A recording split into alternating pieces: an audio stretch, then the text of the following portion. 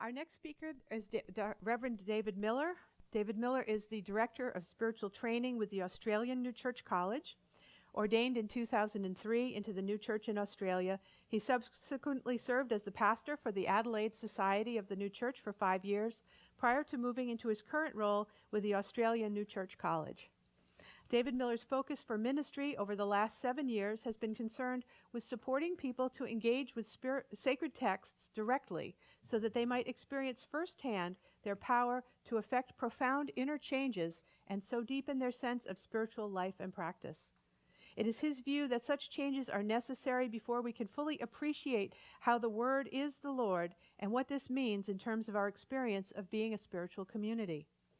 To this end, David has developed an approach to the Word called Logopraxis.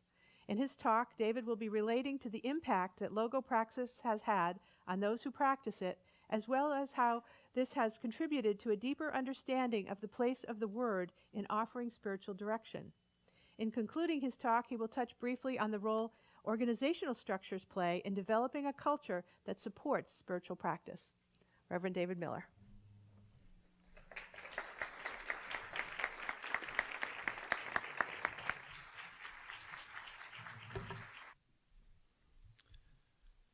Well, thank you for being here. I'm very privileged and honored to be here to be able to share with you something that has very much become my life. But to do that, I want to really just give you a bit of context in terms of the New Church in Australia and how Logopraxis formed and became what it is today. In 2002, there was a Council of Ministers meeting held in Australia, which really expressed a concern with the apparent decline of the church, or at least the organizational forms that the church was composed of. In that meeting, the main concern that undergirded it was a concern that people's relationship to the Word within those forms, a Sunday worshipping form, tended to be quite passive. And at worst, it was a codependency relationship in terms of the ministerial staff.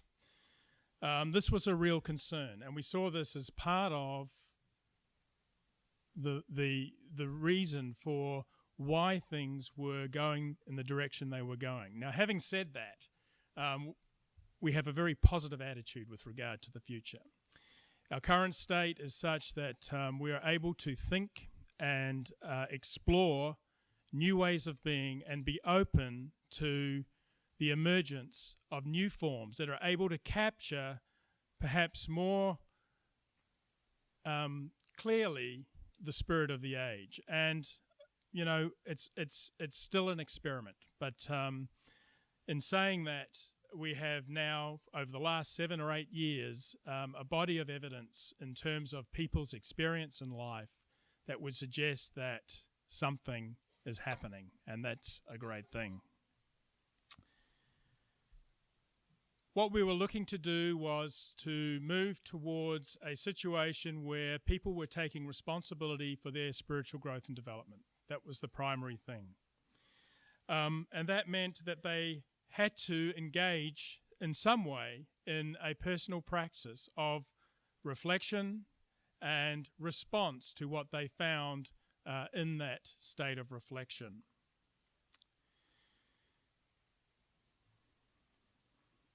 The other aspect to it was that while it had to be a personal journey, that had to feed into building a sense of community. And so those two dimensions are contained within the practice of Logopraxis. And the key thing about Logopraxis is that it is an experiencing of the Word. And I thank you, Odna, for pointing that out to me. As opposed to analyzing the Word. And by the Word, I use the broad sense, both the sacred scriptures and the writings, the texts that make up the divine revelation for the new church. what we had found historically is that people tend to put a lot of effort into an intellectual connection with the writings. There is a prolific, if you look in the history of the church, right across the board, there's a prolific energy that goes into the production of doctrine at the beginning of a church. And this is true for the Australian situation, as it is, I think, for most other situations. But there comes a point where knowledge has to be lived. And there's a story in the Old Testament which talks about, it's a story of Abraham and Sarah. And they come into contact with a king called Abimelech. And what happens is that Abraham passes Sarah off, his wife, as his sister. And so it makes her available in the eyes of Abimelech. And Abimelech, seeing the opportunity, takes Sarah into his domain.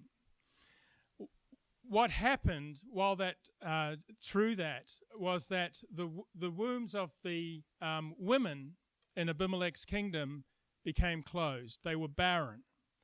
And Abimelech received a dream which pointed out that Sarah was actually Abraham's wife, and that the problems were due to his having taken her. This reflects our own journey in regard to doctrine. We take on doctrine as if we can analyze it and acquire it through the power of our own reason. And the Lord makes it available. He makes it available to us in that form as sister, something that is available. But there comes a point where we have to realize that our own powers of intellect cannot penetrate of themselves into the things of heaven.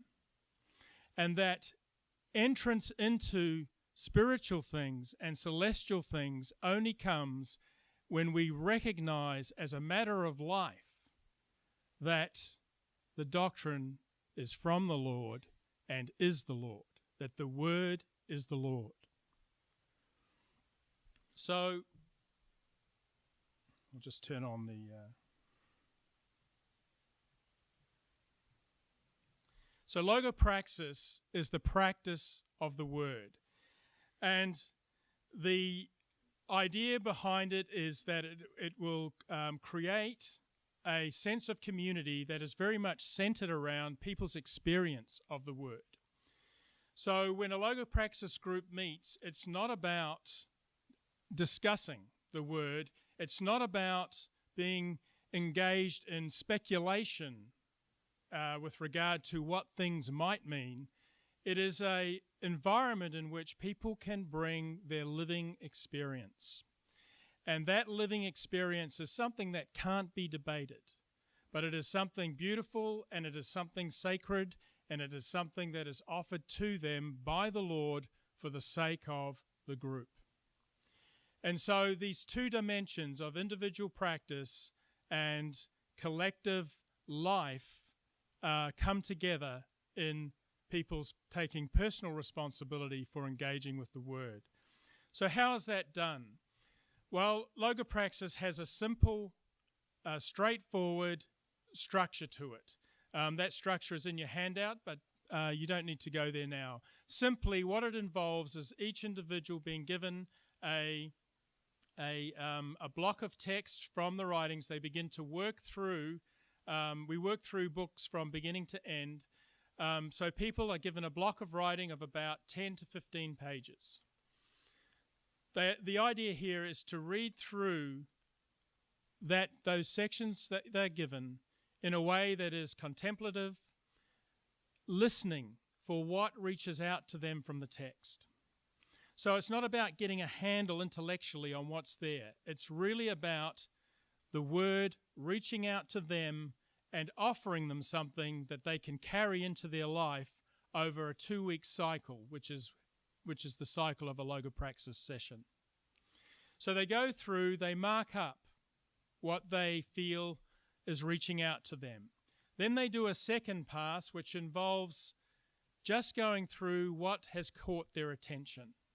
And then from that, they select one of the statements and use that statement in order to develop a task whereby that statement can become real for them over the rest of the session cycle. The insights that come and are journaled through that period are then brought to the group and are offered as nourishment for the life of the group. So in Logopraxis, we view the group as an entity that needs to be cared for and fed. And the way that is done is through people's personal experience of those principles that they're now bringing into life. Now, the thing is that when those principles are being brought into life through being reminded of them and how people are free to work out how they're going to be in a state of remembering with regard to what they're working with, as they bring those into life, what happens is that they begin to see the truths illustrated from their life. And this has a profound effect on people because what they see is that these truths are not abstract. They're not something over here we read and we analyze. They are actually something that we take into our hearts and become living and offer us nourishment. And not only nourishment for our own life, but the nourishment for the life of others. Now, truths, when they are captured and illustrated in terms of personal experience, are easily passed on to others because you have your own language with which to communicate them. And our discovery is, of course, is that inner experience is a common thing. If the text brings about certain aspects, a certain way of viewing a situation, that inner sense of process is something others have experienced, whether they have been engaged with sacred texts or not.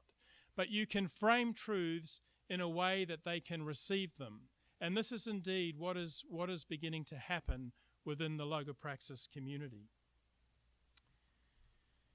So the implication is that people come to see that the Lord really is the Word. My experience over the years of being involved with this is that people generally have a concept of the Lord out here and the Word is something here. That concept or that conceptual separation means that they don't experience the Word really as the Lord. What Logopraxis does is bring those two things together. So in a sense, they are living with a sense of goodness and truth separated. But the Word brings them together and then brings it into their life. And the realization that the Lord is the Word has such a profound effect on a person's relationship to the Word. You know, if the Word is just something we read, but we have an idea of the Lord off here somewhere, then the Word won't have the same kind of authority in our life as if we see it as one, if we see them as one. And when they're seen as one, then we're not coming to study the Word. The Word begins to study us. And what it begins to do is it begins its work of creation, of building something new, of building a new human being within us. And this is such a sacred work. I'm blown away by what people are able to share. And it's so encouraging to see people who have little or no knowledge of the writings of Swedenborg come into a Logopraxis group and pick up on it within 3 or 4 sessions and just be running. And we're doing the Arcana. So it is not a difficult thing to read. It is not a difficult thing to grasp if we're looking to practice it. If we're trying to get our heads around it and capture it in some way in an intellectual relationship with it, then yes, that will be suited to the few. But what we're wanting is for it to be real for the many. And what we find with Logopraxis is that that is in fact what is beginning to happen. From Divine Providence 172, subsection 3, we read this: in the beginning, John's Gospel, in the beginning was the Word, and the Word was with God, and the Word was God, and the Word became flesh and dwelt among us. Because this statement has been interpreted previously to mean only that God teaches mankind through the Word, it has therefore been explained as hyperbole, with the implication that the Lord is not really the Word. That is because people have not known that by the Word is meant the divine truth, accompanying the divine good, or, to say the same thing, the divine wisdom accompanying the divine love. The two are being brought together in terms of the sacred texts that we have before us. So the Word makes challenges on our life. Just as the disciples and those who had to come into contact with Jesus had to deal with this challenge that that presence made. Is this man God? The texts make claims concerning themselves. They claim they are divine. And so as we engage with them, we are brought before that question. What do we hold in our hands? What is this text? Is it divine? Is it the Lord? That's the question we carry into our Logopraxis work.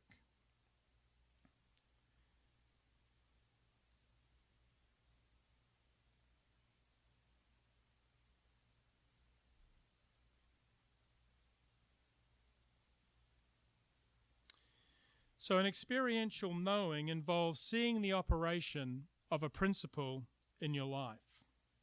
And that is done, as I mentioned earlier, through the creation of tasks, using the text to create a task. So just by way of illustration, in a section of Heaven and Hell, there's a section there entitled, What Angels Do. And we read there that virtues in the heavens are understood in terms of action or functions. Heaven is a kingdom of uses, thus everyone is engaged in some use. So that may be what reaches out to a person, and their response might be to go through the day making a conscious effort to see what they do in terms of the uses they're engaged in. What use does what I do serve? And so it's a simple thing. It's a simple thing, but it lifts people's awareness. And remarkable insights can come, not just in terms of the text, but in terms of how they are to engage with life. And so how they are to engage with difficult relationship, perhaps. It lifts an awareness so that we can respond differently. Just further on from that, it says functions are ranked in importance in accordance with their degree of usefulness.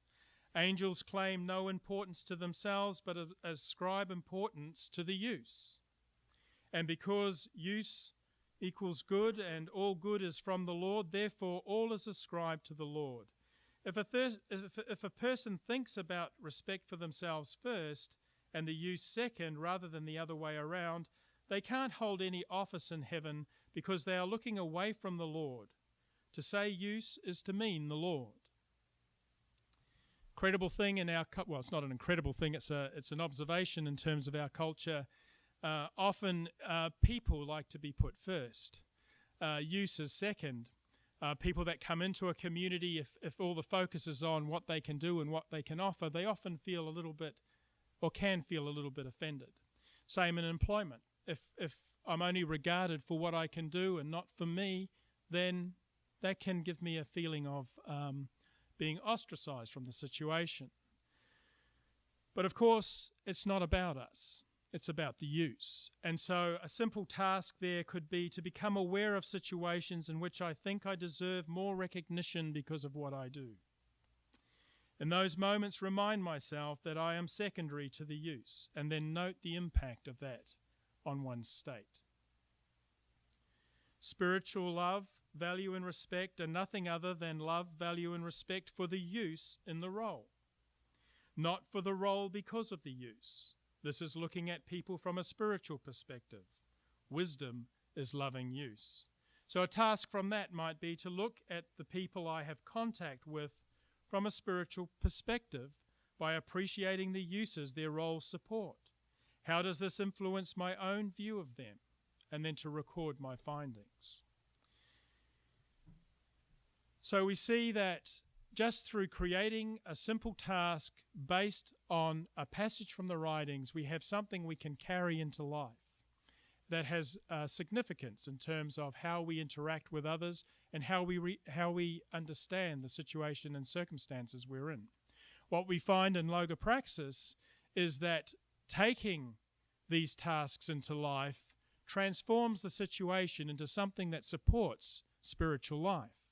So, in a sense, the secular or the mundane is transformed into something sacred, something which can benefit just not me, but can benefit those in whom I am in community with.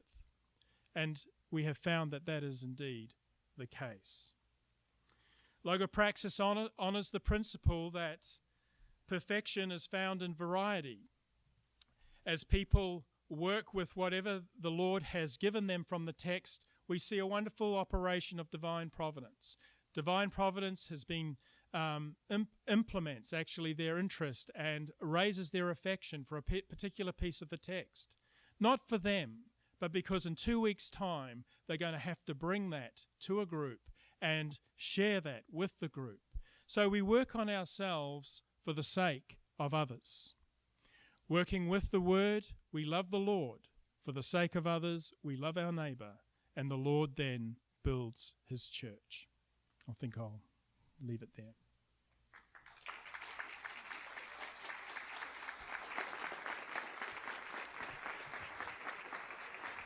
We'll wait for questions.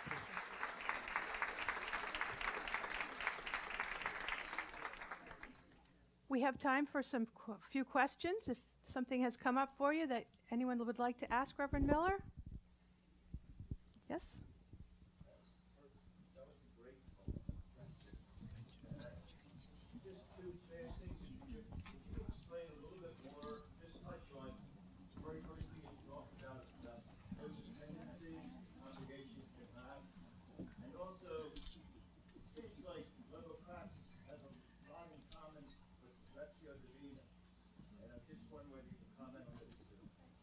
Could you repeat the question for everyone also?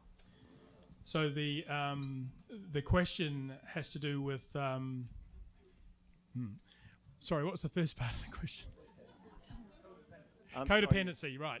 Yep, so the idea of codependency, and the second part of the question was a commonality between Logopraxis and Lectio Divina. In terms of codependency, look, it was an observation that that people tended to defer to a minister in order for their spiritual growth or for spiritual knowledge or for anything spiritual. And that they weren't so engaged with the Word themselves in terms of being able to connect with it in a way that was meaningful for them. And so the Word was continues to be something a little bit distant from them, and there seemed to be a kind of fear that they would get it wrong. This was something, and I think this is because of, as in that story of Abimelech, it's because there is such an emphasis on doctrine. It suits people who have a particular turn of mind, and for those who don't have that turn of mind, it can be a little, there can be a little bit of fear in terms of trying to make a doctrinal statement. The thing with Logopraxis in terms of the actual life group, we call them Logopraxis life groups, is that the way the group is structured, it's structured in a way that avoids discussion so that a person can bring their experience. Now, their doctrine mightn't be my doctrine, and it might be, I might consider it to be out on the edge as such. But but it's not my role to change it. If they are involved with the Word, the Lord, and they are sincerely seeking to have Him lead and guide them as the Word, He is well capable of carrying them wherever they are to wherever they need to be. So that's my comment on that aspect of codependence. I'm familiar with Lectio Divina. That has formed part of my personal practice. So it has that element to it, I suppose. I mean, but rather than working with a chapter or a few verses, of course, in this particular approach, we're working with a larger block of text. But certainly there is a contemplative or a devotional approach to the reading. So people are encouraged to acknowledge that the Word is the Lord and to enter into their reading with that as the underlying focus. Is there another question? Oh, over here? We have a microphone. It's coming to you. Your real emphasis has been on a group, and can't this work individually too without a person needing to be in a group? Sure, I'd encourage if you don't have access to a group or you wish to do it on your own, certainly, why not? You know, it's something that can be done individually. A group adds a dimension to the experience, and look, all I can really comment on is my experience of being in a group while it's being done. I mean, I have done it. I did do it individually prior to pulling it into a form, if you like. And I feel it held me in contact with the Lord as the Word, but becoming involved in a collective group setting, it adds a whole different sphere and dimension to the practice. But certainly, I would never discourage anybody for being engaged in any way that they can. We have obviously face-to-face groups. We also meet face-to-face through Skype for those who are at a distance and can't make a group or feel that they would prefer contact via Skype rather than a face-to-face situation. And we also have a means whereby people can submit through a forum and by means of email. So there are different ways that people can engage. Is there another question? Oh, in the back there. There's a microphone coming to you. Just a point of clarification. Is it on? Everybody reads the same 15 pages and chooses something from them for themselves to bring to the group? Yes. Thank you. Thank you.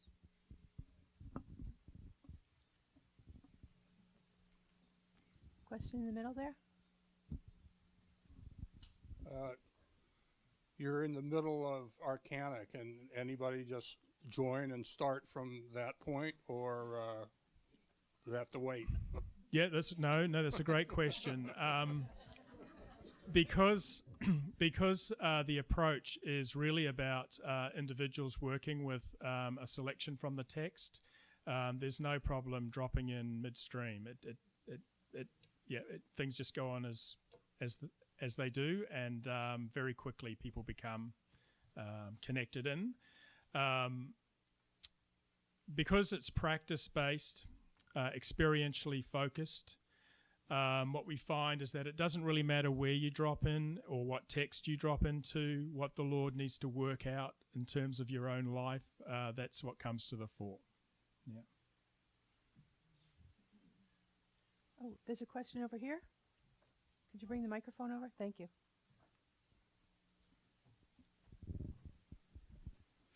I heard you the other night, and I wanted you to speak to using scripture as opposed to using the writings.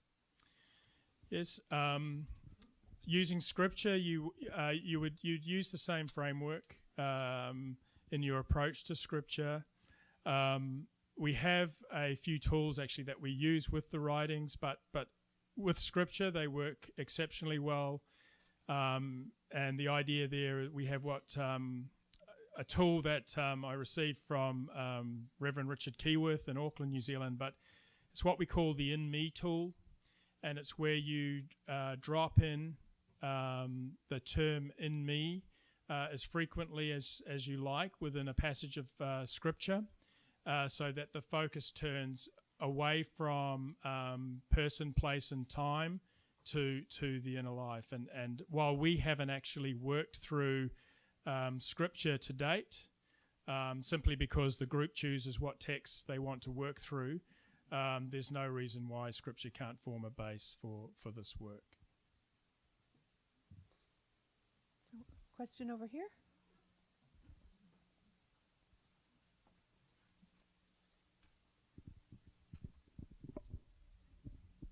I don't see on your handout a way to contact this group. Is there some There should way? be a brochure, kind of a photocopy of a brochure there with a web address. Okay, thank you. But I'm happy to give out my email address if someone You wants want to to get do hold that? of me. We can write it down. Here, Siri Hurst is someone that is a contact here, as well as Gray Glenn. So my address, you want that now? Okay. DWMILLA@gmail.com. Question here?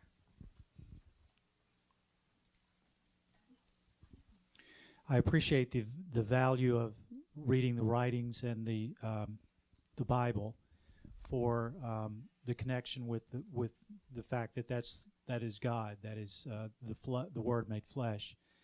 Do you ever integrate collateral literature or things that can bring you back into the Scriptures in your study?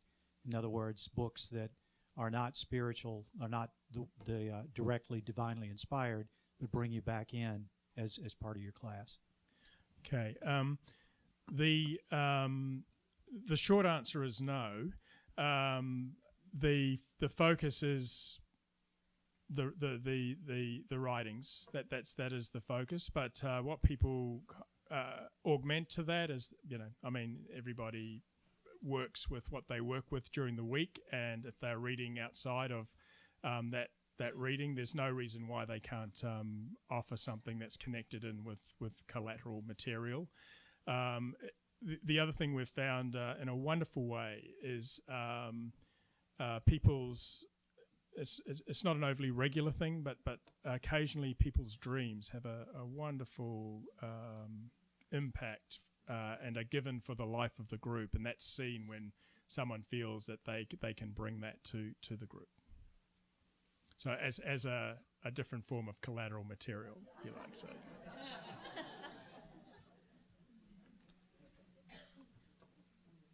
Are there any other questions?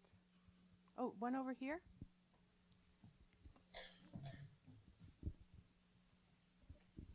Dave, I attended your meeting, but I was very impressed with something that you had mentioned, and I wondered if you would share some of it with the congregation here.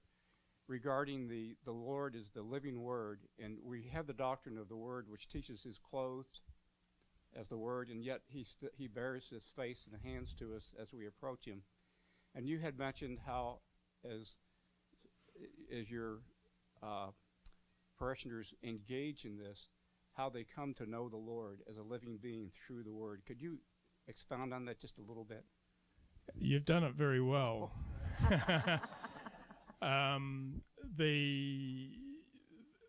Most people who get involved and who are there, say, for, beyond 3 months have stayed. And the reason they have stayed is because the Word has just come alive and is so meaningful for them. We've had a number of people who have read the writings but haven't really delved into sacred Scripture. And one of the interesting things is that there has been an increase in their affection and movement towards the sacred Scripture as well. And so they feel are much more integrated. That the writings along with sacred scripture now for them are much more integrated in terms of their experience of life. Mm. Do we have another question? I think we have. Do we have one over here? No? All right. Oh, one question back there. If you're looking for something which is a little bit less esoteric than this praxis, Logopraxis, there's a book up by Mortimer Adler, which has been around about 40 or 50 years, and the title of it is How to Read a Book, and it's for reading comprehension, and it's really it does what was suggested here, but it goes into it with much more detail. It's very easy to read, and it's not exotic. Mortimer Adler, How to Read a Book. Thank you. You're not the author, right?